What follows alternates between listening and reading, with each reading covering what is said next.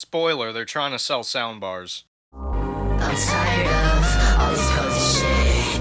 You don't know me, don't know what I did. I'm tired of all this posy shit. You don't know me, don't know what I did. So I don't watch too many TV shows and movies, but when I do, I watch them on my old ass Magnavox TV. This particular CRT was manufactured in 1990, and by all accounts it produces a fuzzy, grainy, horrible picture. I still use it, for one, because it brings that nostalgia factor to me. For another, consoles before 5th gen just weren't made to look quite right on modern LCDs. I also have to notice durability. I mean, it has stood the test of time in a way that would be extraordinary, if not impossible, for any LCD. Best case, you may get 10 years before the overworked driver board dies out. But the most notable reason to me is the fact that at one time engineers were smart enough to put a TV speaker facing the right fucking way. Now, you don't have to go as far back as 30 years ago to see this marvel of design in action. In fact, I remember seeing plenty of older LCD TVs with the speakers facing front. Here's one from 2007. But somewhere along the way, TV manufacturers figured out they could sell you more shit if they put the worst speakers in their TVs facing backwards to annoy you into buying a fucking soundbar. Now, you basically have to deduce this for yourself, because if you try to Google search something like, "Why do new TVs sound horrible?" you'll most likely come across this article by Wired. Now, this tech propaganda rag will really try to have you convinced that it is just mission impossible to put half-decent speakers into a flat TV facing the right way.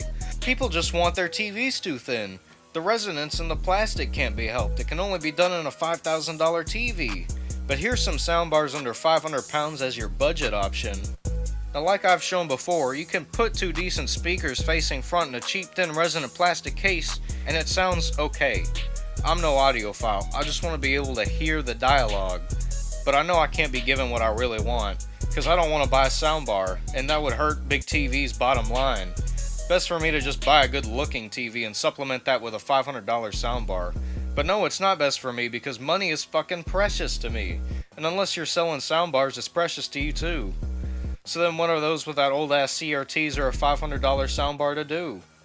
Well, here's my solution that the soundbar industry doesn't want you to know. See, nearly every LCD TV includes a headphone out jack, probably for hooking up the soundbar.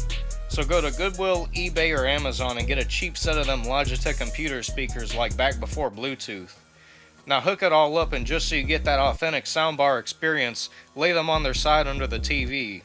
There. Now you fucked up Big TV's best racket, kept yourself from being another sucker, and improved your TV sound, all for under $30, or even nothing if you're really crafty. And here's some shit. I came back to that article so I could screen cap and see if I could flesh this out some more, and I saw the title was 3 ways to make it better. I'd forgotten it said anything but buy a soundbar lol.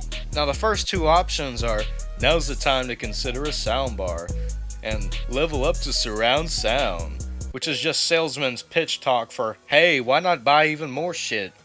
You only get to the third option if your browser loads it up on that bloated site. Then it hits you with the, oh, just hook it up to the stereo you obviously already have.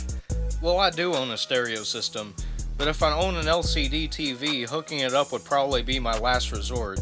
You see, it was hard enough for me to decide where to put both the stereo and the TV, and since we live in a physics-based world where they can't both occupy the same spot, my stereo sits behind the TV, blocking the left speaker, making the audio situation possibly worse.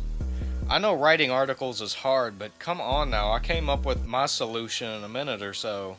In conclusion, I'm happy with my CRT, but I'll settle for an 8K OLED with Dolby Surround when the YouTube checks roll in. Let me know what you thought about this video. Peace.